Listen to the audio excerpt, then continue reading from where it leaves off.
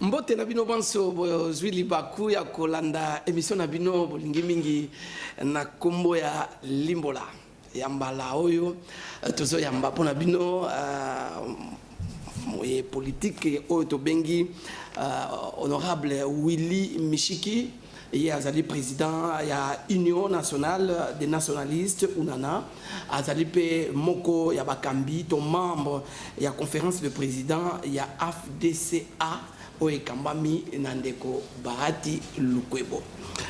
Ndeko Willy Mishiki mbote nao. Mbote ndeko. Ese mingi ya ko retrouver yo lisusu na kati ya plateau na biso mingi pona kotala mai mazoko leka na mboka na biso. Oui, et là sengo parce que vraiment na sepelaka mingi ko sala ba émission na yo puisque ezaka ba émission le bakabo solo et puis étape ya mutuya. Alors umeli na libanda mboka ozongi mbala moko ofile mbangu kuna na fief na yo na est ya mboka sans oublier que ozali prince hein? Oui, la chef coutumier ya Walikale. Alors boni kuna parce que vous quand même na fief na yo. Oui, bien sûr après poto na le gars qui ko jauger situation et le kana na base na comment qui vraiment la porte ya Jomba ava Bunagana on a vivre de près makambo le cas na fa qui pe kamato côté ya Djougou na eba pe makambo le kana kuna côté ya Ituri puisque biso to dali batu ya base to bato to daka to le bakate makambo pona ko il faut qu'on vivre ngo po yeba ndenge ni to koloka solution parce que situation ezo le canal le la partie orientale na biso eza makambo ezali kopesa biso pasi mingi to zali wa kolia komela kosepela bandaki bandeko na biso kuna bazola la te butu moi masasi insécurité ba viol ba kidnapping donc on a qui ko palper des droits ba réalité à terrain pour na ko kapé ko partager nangona ba décider ya mboka. Alors population ba ya bio na Esengo ozali moko ya ba notable sur place même ceux qui peut ozali mokonzi na ndenge ya coutume kuna parce que ozali prince ozali chef coutumier. Alors ndengo yoki population koloba na yo message la population ezani. Bon, message il y a population ezali que à un moment donné va se sentir que biso ba to dans Kinshasa d'abord, balobi que état de siège est oumeli mingi. C'est vrai, état de siège est dans l'amélioration mingi pesi, mais bakani c'est qu'il est temps pe ba pem. Il y a beaucoup national parmi les revendications à bango ba pesa kingai et zala qui ya kosenga gouvernement a levé mesures il y a couvre-feu.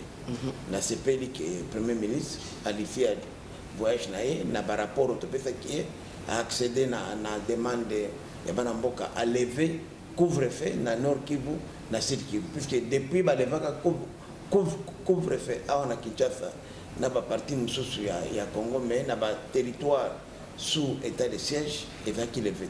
Donc c'est déjà le premier pas. Mais deuxième pas tolingi ba lever état de siège non seulement pour na kuna ba pema moke ba ta la différence mais tozali lelo na ba réforme mingi o tokosala o ba réforme sous ezali ko toucher beaucoup likonzi constitution ngo moko elobi ke tokoki ko revisiter angote soki tozali na kati ya état de siège donc ko permettre par exemple la loi sur la nationalité pourquoi ko garder loi wana il y a des élections qui depuis 40 ans et salamate ba élection urbaine municipale locale. Oui, il veut penser que la démocratie est menacée. Alors, si vraiment, il y a impossibilité de faire l'élection, alors, il y a l'article 3 de la Constitution où il est cité l'entité de base où il faut être un organe délibéré. Comme ça, nous restons en conformité avec beaucoup de parce que déjà, tu as déjà 3 cycles. Hein? Oui. Oh, déjà, tu as des 4e. Non, maintenant, ça fait presque 40 ans. Presque 40 ans. Élection locale. Il y a Souka Basalaka à l'époque, il y a Mobutu. Il y a élection locale municipale. Or, on a pouvoir, il y a solo. Il y a une des causes, pasteur, il y a insécurité totale en Angolelo. C'est que le fait que l'espace vide, nde omonaka lelo moni ba rébellion ya ba pays voisins nyonso. Na Ouganda, à 1 centimètre carré était occupé par les forces rebelles. Mais les rebelles ougandais ne pas n'abissent. Na Rwanda, même pas 1 mètre carré. Donc c'est une autorité locale Bazala. Bazala, Bazala élu la population. Herba Ponio, Yonde Mukanzu. Aux appels dans l'Assemblée délibérante. Si vous gérez l'espace, il y a un territoire. N'a pas ça n'ingisa et pas n'engagne na Walikale. Est-ce qu'il y a un chef coutumier? Walikale est allé 23 500 km², presque même superficie que Rwanda. C'est le plus grand territoire, il y a Nord Kivu, et peut-être deuxième ou troisième plus grand territoire, il y a Congo mobile. Mais dans Walikale, 70% à Walikale, ils ont no man's land. Donc l'État a ni bureau à l'État, ni agent à l'État, ni policier, ni armée. Il y a un groupe armé qui en tout cas copia aussi maté na télé 24 kin 24 na kenanga kuna ufandi na yo recruter pe qu'on est bien ba minéraux zali ba bois zali yango moni même ba moro ezori kuna ba rebel ba fanda kuna ba nalu ba ADF mbula na bambula ba kipaka bangote puisque pouvoir les impériaux autorité de l'État ils a kunate exact yango na bike pour résorber problème de sécurité, il faut qu'on impose impérium. Impérium passe par la présence de l'autorité de l'État. Et c'est comme ça que pour Nabiso, la AFDF allié, l'autorité morale Nabiso, professeur sénateur Bahati Modeste, les élections les plus importantes, contrairement à Ndeko Fayou, les élections locales municipales importantes, ce sont les élections de la base. Puisqu'il y a des élections cimentées démocratie. Et puis, ce que vous constatez, l'instabilité à l'Assemblée provinciale. C'est puisque Baza Likolo menacé, Barogan voilà. Donc, des fanatiques, des militants à partir, mais qui ne jouissent pas de la confiance de la base. Très bien. Alors, Ndeko Willy Mishiki, Olanda qui dit Soukulu ya Mokonzi Mboka, na niveau il y a Assemblée générale, il y a ONU, et si Kawapi, ba continue sur Mokili Mobimba, ba Yanganaki, Mbaloyo. Mokonzi Mboka azalaki na mwa kanda. Bon, kanda te me oyebi ndeko na monaki ndeko Félix. Oka Félix ngana yebi. Sincèrement, je ne l'ai pas reconnu.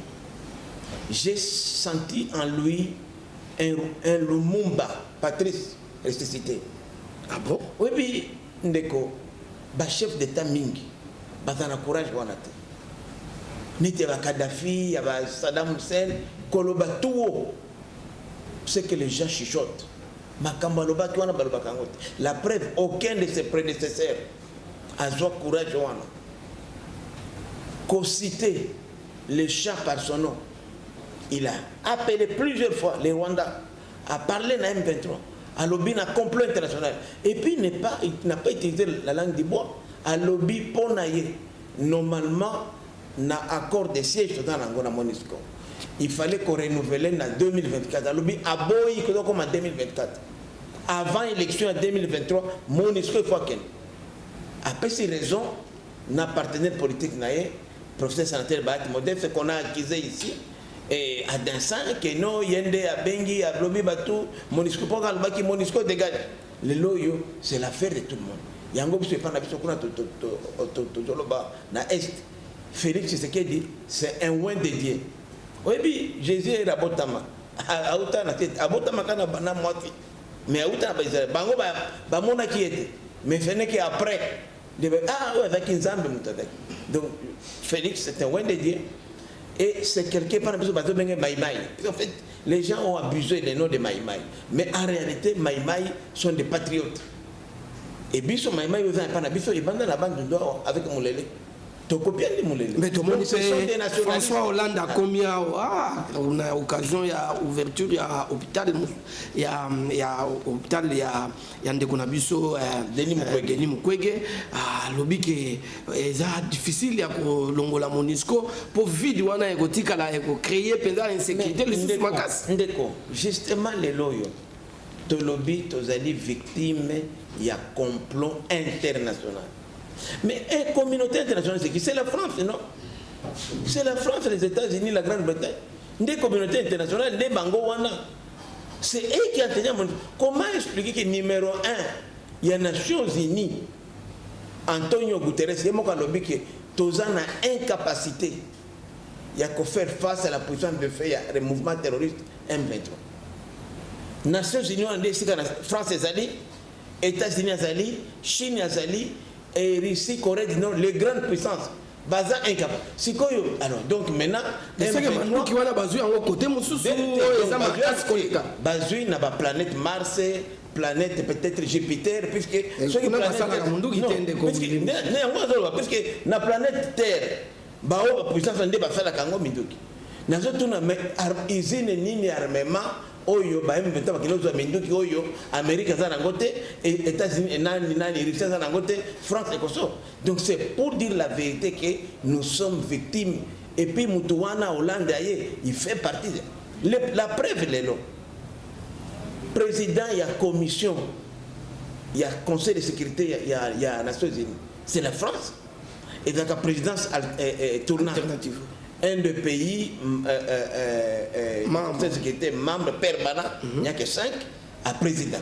Les lots, c'est la France. Mais France, on a dit à Boyne Bisso. Le président même a dénoncé qu'il n'est pas parti par les 4 chemins.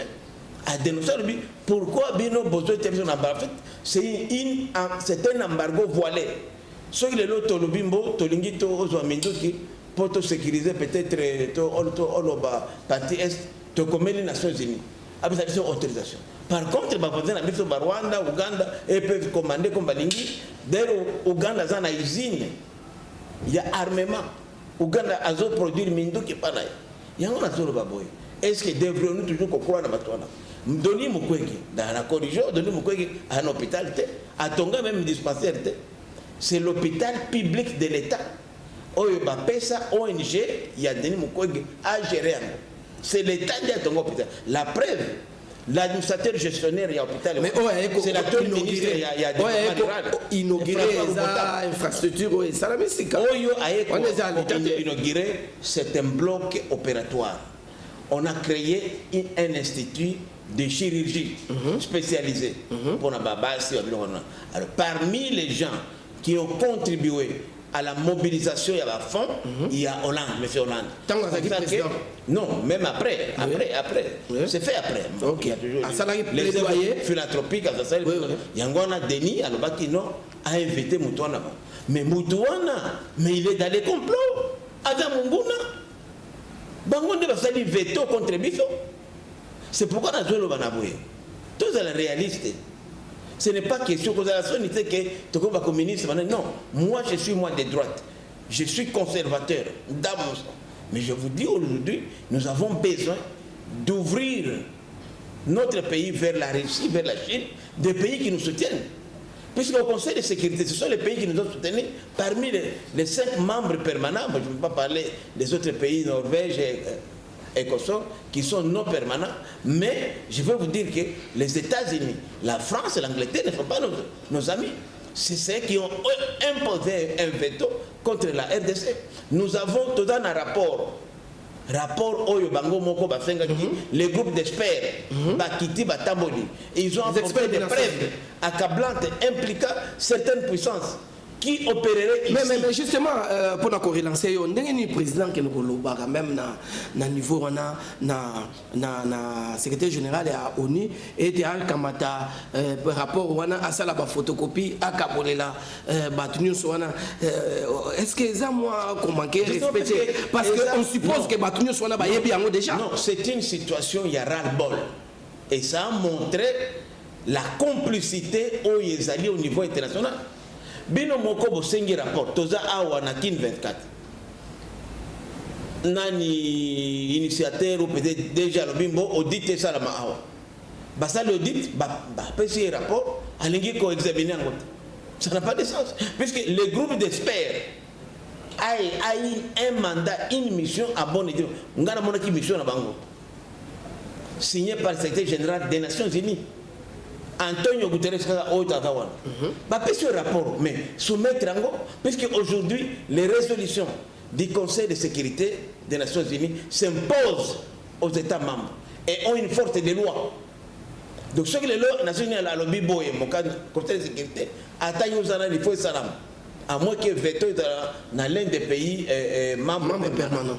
Donc les lois même débat ba boy ko débattre encore rapport mapping mais Mukwege il a toujours chanté partout puisque Mukwege pardon dans son monnaie n'était pas PNP à l'époque.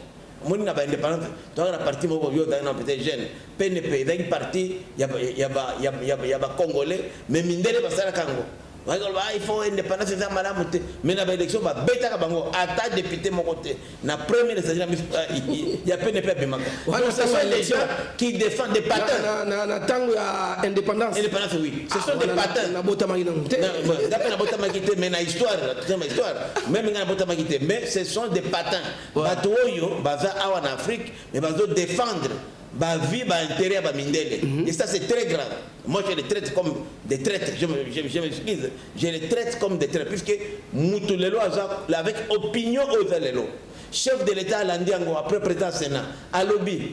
Yo Congolais Olingi Boganayo. Or ba que Monisco a dit que leur départ doit être précipité. Non.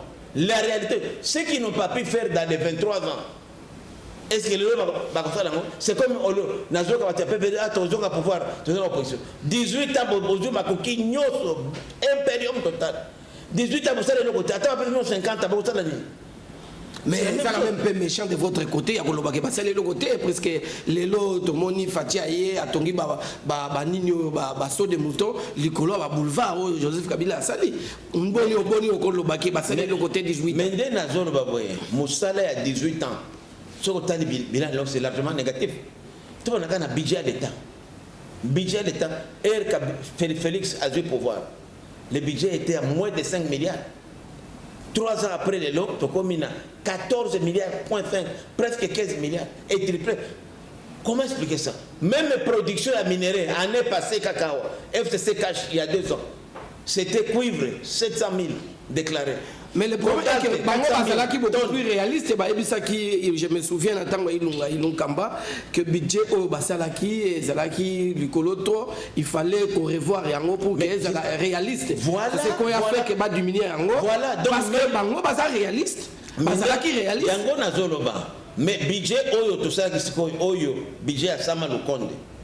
Et ça y est, elle va la réalisation et l'équipe même.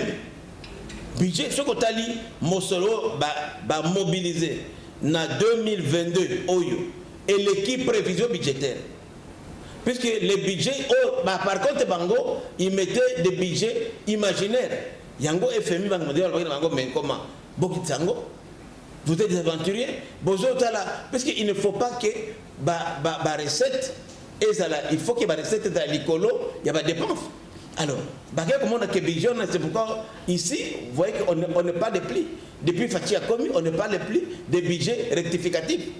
Puisque c'est le budget réel, au contraire, il faut augmenter. C'est comme ça que vous avez vu, par exemple. C'est la première fois, par exemple, des régies financières, la même régie financière, même en tout cas, qui mobilise comme Nani Oyo DGI, 1,5 milliard à l'espace qu'il y a 1 mois. Alors que les réformes ne sont pas encore terminées, on n'a pas encore même aujourd'hui bancarisé, informatisé les systèmes. Par exemple, de tout ce qui devrait payer. Mais ça c'est parce que IGF a bloqué l'avantage, a bloqué un bon, on a commis à non, non, pardon. Je suis un politique qui s'intéresse à la chose. Na compétence madame Ningisale. OK, les lots dans entreprises comme FPI, comme OCC, qui avaient des retards de paiement de salaire. Les lots vont être côté. Et les gens se partagent les dividendes. OK, na Sonas. Moi je suis courtier en assurance en privé. Na vu que Sonas c'est la première fois que va réaliser ba recette additionnelle. Sonas était toujours en négatif. OK, na CNCS. CNCS aujourd'hui. Parce que l'entreprise est réputée comme plus de 500 millions de dollars. Vous avez oublié, puisque avec les contrôles a priori, les lots oyebi na ba Belgique kuna na ba poto mais si on contrôle yango wana omoni te ke ezo violer loi selon ba revendication ya ba travailleurs mingi pour contrôler yaka na sima ya musala si on contrôle komi nanu basali eloko te contrôle bandina no omoni te ke ezo ko emboîter la compétence ya baninga ngai na fanda na poto omona te ke ezape moins dictature. Je peux vous citer des pays comme la France, comme la Belgique, et ce qu'on a fait. Depuis plus de 3 décennies, donc plus de 30 ans, le contrôle est toujours a priori. C'est-à-dire que si nous avons une grande dépense, et c'est un bon l'état, aujourd'hui, aval. On dépense, mais aujourd'hui, aval. Depuis ce système, on est comme Awa. On dit CNS, CNS, le lot a commis, a presque 1 milliard. Alors qu'il y a plus de 200 millions comme ça. Donc c'est pour dire que c'est la volonté politique. Il faut reconnaître aujourd'hui que IGF a fait Moussalanaï.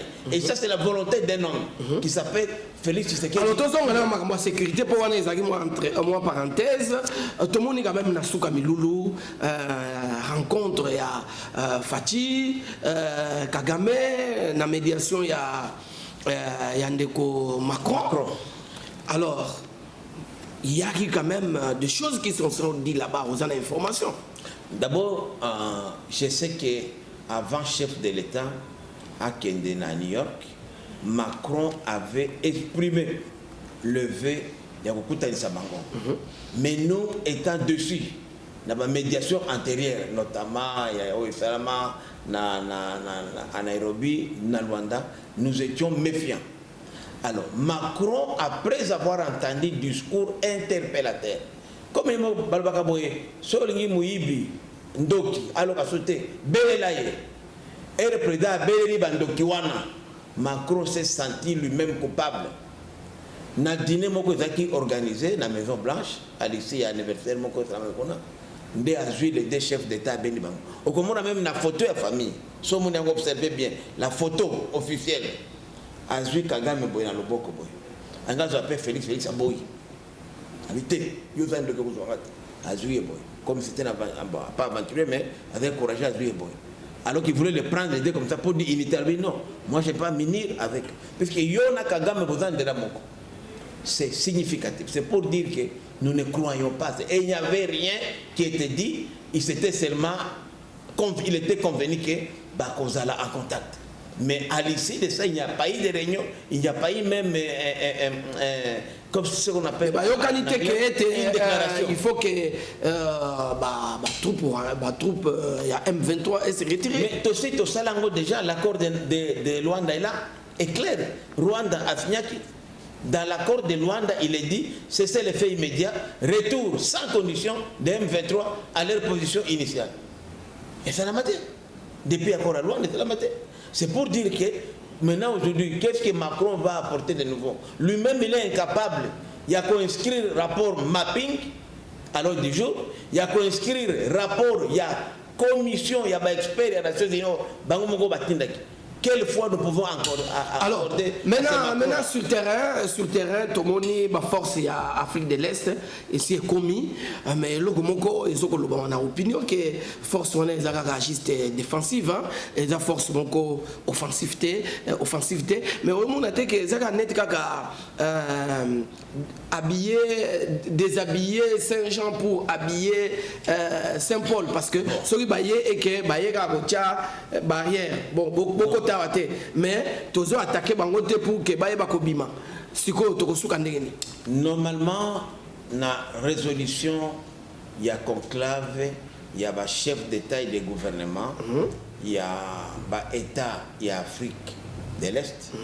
Il était convenu le déploiement d'une force spéciale avec une seule mission.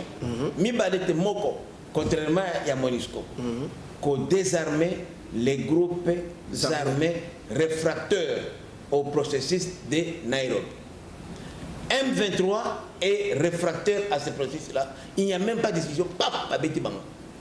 Mais qu'est-ce qui se passe? Dans la vérité, la primaire, il y a information, il y a une bonne dangaï. Oui, des fois, on a biso ba Congoman. Tostaraka, due diligence, en anglais, due diligence.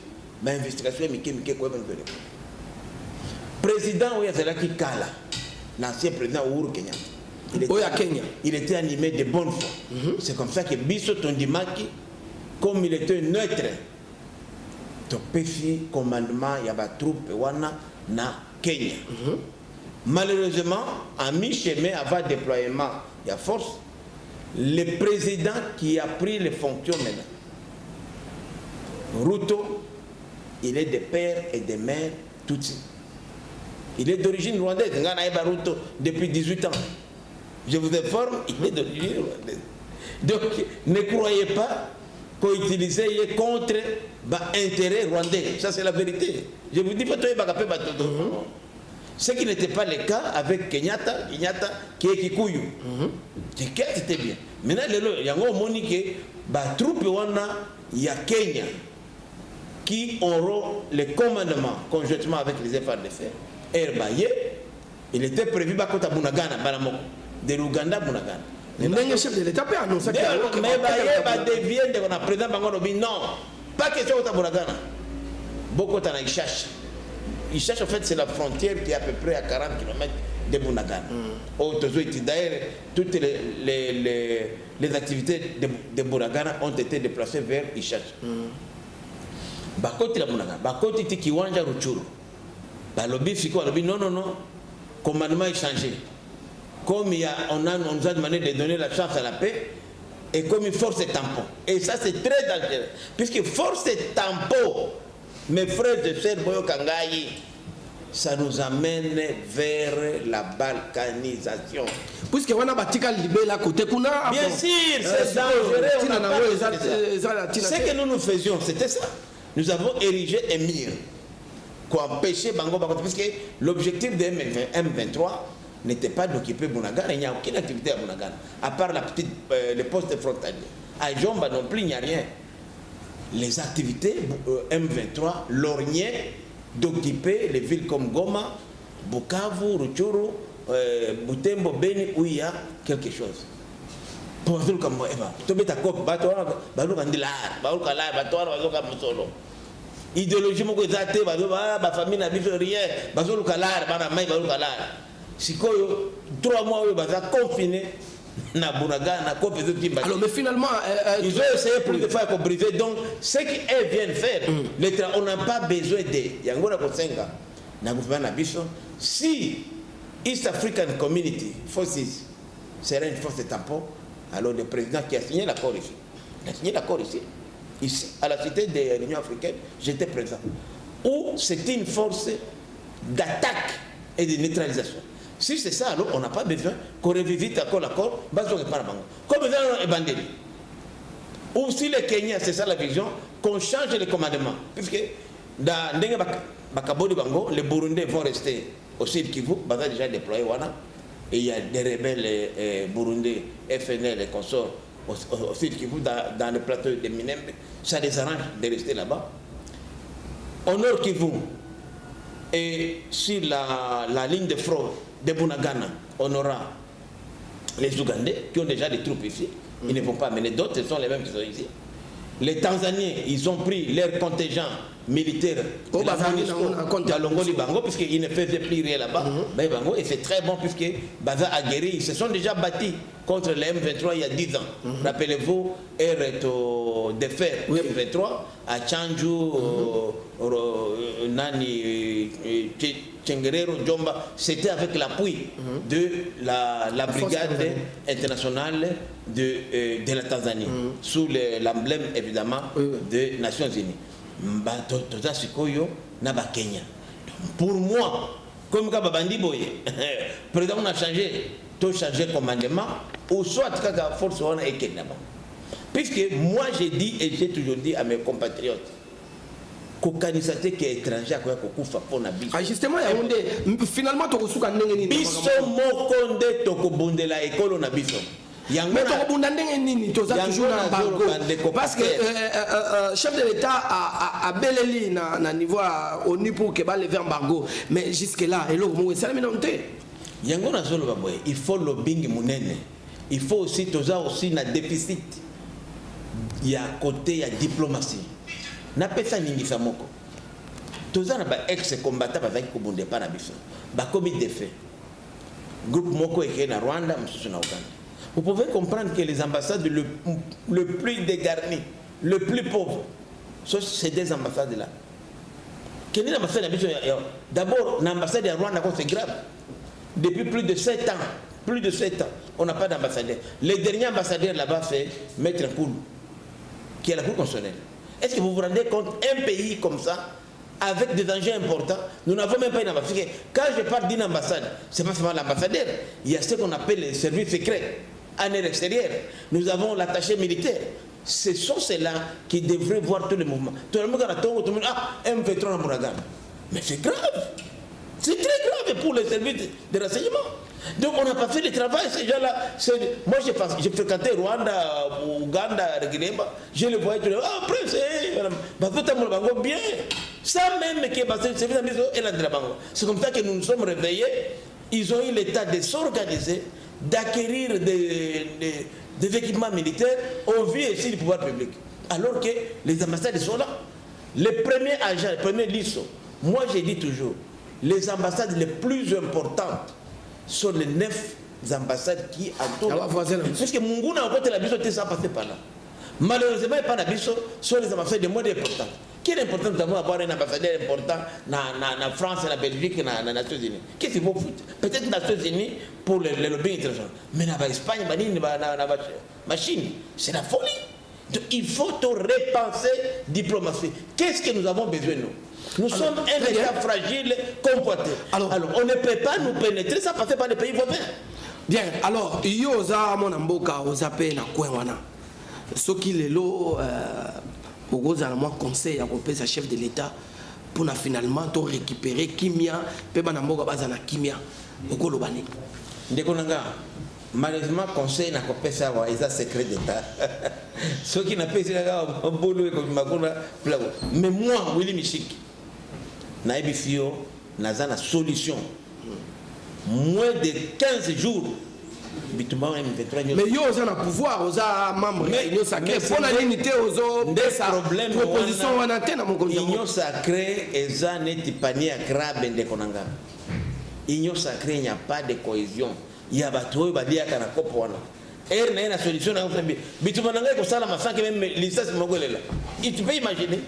Mais Vital Kamerhe peut azamoko ya binokuna yepe na solution à sali tourner solution il y a des pour proposer ba solution. D'abord na saluer initiative naie ya pour ça la paix. Mais moi je me dis moi quand j'ai fait une telle tournée je reste Union sacrée. Je reste AFTC allié. Moi ça m'a fait très mal. Vital c'est notre cartouche. C'est un joker important de l'Union sacrée. Alors, ça la tournée, on a mis figé chef de l'État. Alors, je me demande, toute initiative de paix qui exclurait Tshisekedi, ce n'est pas une initiative de paix. Même pas comme Union sacrée, même comme chef de l'État, même Fayoul dans l'hôtel, et l'on a fait César. C'est le président de la République. Même pas Mouzit, on a monarchie. C'est ça la réalité. Mais un Vital Kamerhe, Union sacrée, absent. Et les gens qui l'accueillent sont nos adversaires politiques. Les mêmes gens qui accompagnaient Olive Lembe. Moi, je suis politique, je m'esquive. Mais c'est grave, moi, Gambozolo. J'ai dit à Bukavu, j'ai vu. Certaines indiscrétions parlaient que les mission et chef de l'État. Mais c'est dangereux, mais le chef de l'État a l'égalité, c'est réellement sa mission. Moi, dans le discours, il y a Vital Nakin. Nous sommes au pouvoir. Mon discours à moi ne doit pas être un discours lamentif. Non, c'est nous qui dirigeons. L'INC a des membres au gouvernement. Si elle a dit qu'il y a une situation, mais c'est nous le gouvernement. Même si moi je ne suis pas ministre, mais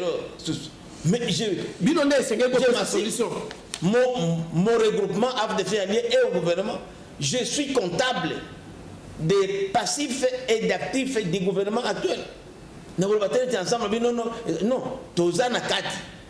Et là, moi, ça m'inquiète. C'est pourquoi nous avons dit que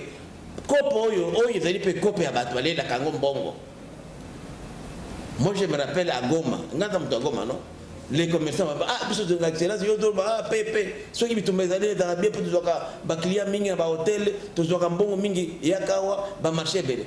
Les gens sont contents, même pas dans la Goma. Ceux qui sont une catégorie déjà évidemment, les hommes d'affaires, puisqu'ils ont des marchés à deux bon. Les gens s'enrichissent sur les cadavres des Congolais, sur les sang des Congolais. La même chose à Onakini. Quel est le budget, ministère du budget, le ministère de la Finance, la Banque centrale, Mosolo et d'autres qui sont Bitumba.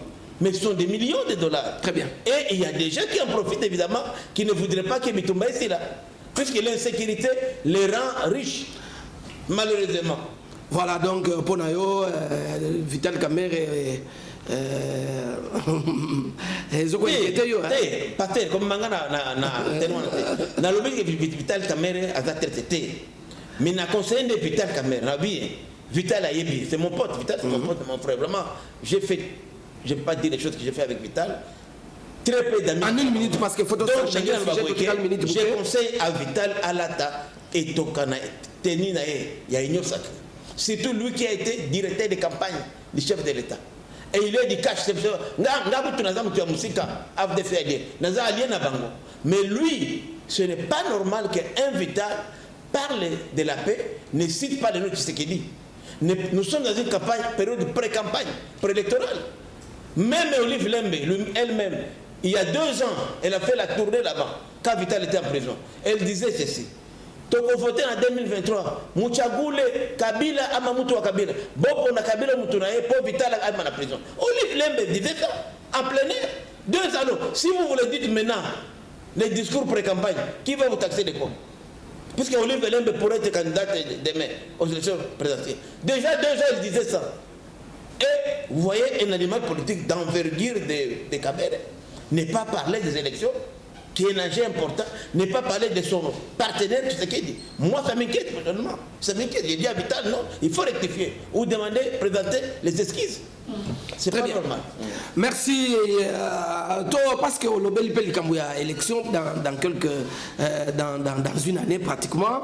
Alors, le processus électoral, tout le monde va s'engager, battre église protestante, église catholique, pour contacter un peu la force, disons, la partie prenante, pour que le dialogue soit finalement, avant que tu aies une élection, pour l'élection, ils ont quand même une kimia, ils ont apaisé, moi, dialogue soit initiative. Oui, mais d'abord, il faut qu'on définisse thématique, il y a dialogue, c'est dans quel cadre? Puisque le train est déjà en marche.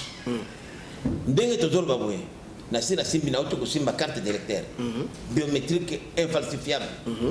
Donc, le mois de novembre, on commence déjà enrôlement. Et on fait en même temps enrôlement et identification. Donc, on a carte d'électeur, on a carte d'identité. Ce qu'on n'a jamais eu. Donc, s'il y a dialogue, le dialogue se ferait en termes de sécurisation du processus.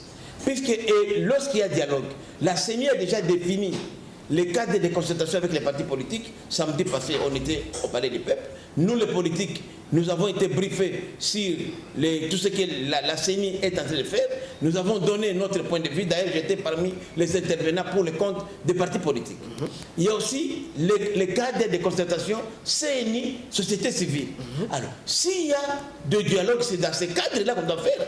Je ne vois pas encore tous enfermés, boyés. On n'a plus le temps de ça. On est déjà suffisamment avancé. Ce que je demande plutôt, moi, c'est à mon gouvernement, à moi, de respecter la loi organique sur le fonctionnement de la CENI, à son article 6, qui dit que la CENI jouit d'une autonomie administrative et financière et son budget est sous forme de dotation. Besoin de dotation, le budget peut s'engager CENI à ça. Et puis la CENI CENI a coupé sa rapport na gouvernement et gestion. A coupé sa rapport na Assemblée nationale. Nous avons contrôlé CENI et les cours de compte. Cours de compte, au kata seleka bazawana. Mais le gouvernement a biso yangai salam na yo. Pesa mon solo dotation. On avait voté déjà un budget à CENI. Ministre de la Finance, Premier ministre, Zouambongo CENI pesa na compte naye à gérer. Puisque et l'autre compte à biso kokoso, ce sont les moyens. Donc il faut que CENI soit prêté que mon solo zangité. Sinon tout est en marche et n'a qu'aucun corasser les Congomais que les élections et Kozalama Ponani et Kosalama dans le respect strict du délai constitutionnel. Alors justement, le 31 décembre 2023, nous aurons 2 élus à tous les niveaux Inquiétude. Des élections locales en passant par les municipales et urbaines jusqu'au chef de l'État. Inquiétude des alliés que Tixiko calendrier électoral et Yebanina noté. Il y a des autres la doute. Des copasteurs, yango wana. Kanisa que baseni eleki. Seni ananga a 2 3 calendriers.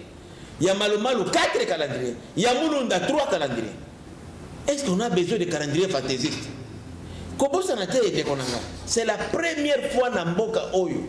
Tozui bureau ya seni ozali na majorité ya bango ba élu, ba député, ba sénateur. C'est la première fois. Donc bazan a devoir et ya redevabilité. Ce sont des cadres de responsables. Balingi ba aventure te. Calendrier maka moko. Et le président de la CENI a dû, avant la fin de l'année, toujours calendrier. Calendrier est tableau de bord, non? En tout cas, on a 10 secondes juste pour nous conclure l'émission. Non, je voudrais seulement dire à Baïmboka que tous à la Liboke Moko. Après le discours du chef de l'État, bon, je suis content. Dans la qui même qui ont félicité les discours, c'est ça l'opposition, en fait l'opposition républicaine. Le pays est agressé, nous avons besoin de cette unité-là pour faire face aux ennemis. Na occupé na libenge kuna barande bakoti, na occupé que na bagata, ba mutu moko bizarre bakoti kuna, bazoka takata batu et puis na lobina batu. Boke ba na stigmatisation. Ba conflit ethnique même yaka teke et kozala un conflit régionalisé puisque bateke bazali na Congo Brazza, bana Gabon, bayaka bazana na Zambie, bazana Angola, bo risquer de connaître la même chose que touti na Est. Na Est, tu me règles blague, ça fait 25 ans lelo. Na Est, kaka détonateur Banyamulenge. Lelo est comme embrasé et voilà. Donc, tu éviter que ce qui se passe à l'Est est là. Yango na mettre en garde le curé de ficelle ba politicien bazawa o batindaka inafumu wana aventurer ya kagana kuna que yende ata chef coutumier le 20 juillet puisque c'est là où le problème a commencé. Inafumu ka uti na Angola alobi que yende roi ya bayaka et puis 2 semaines après a disparu. Donc tout ça c'est diligenté à partir de donc Bokeba, nous sommes de l'Est, voilà. Nous avons expérimenté ça, to transposer conflit interethnique. Merci. Il y a Ouest et il y a Est et il y a Ouest. Ndeko Willy Mishiki Totondi Obotondi. Matondi pena bandeko nyonso balandi oyo bazalaki branché na kati ya télévision na biso Kin 24 na bipa nyonso bozwami totombeli bino bolango mingi. Suka nde esika oyo toyebi kokata émission na biso tokokutana na mbala oyo koya na sima. Merci Matondi, omboka na bino.